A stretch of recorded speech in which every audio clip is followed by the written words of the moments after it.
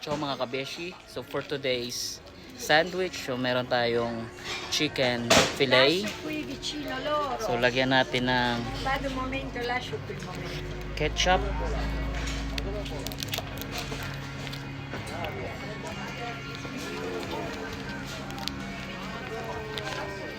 Then lagyan natin ng mayo.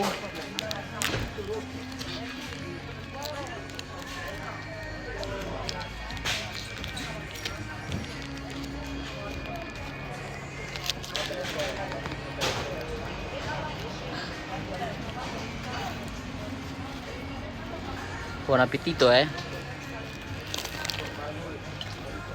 Grazie altrettanto, anche con queste mosche, di mortacci, due. Punong pa pala. Ma come loro schifo, eh?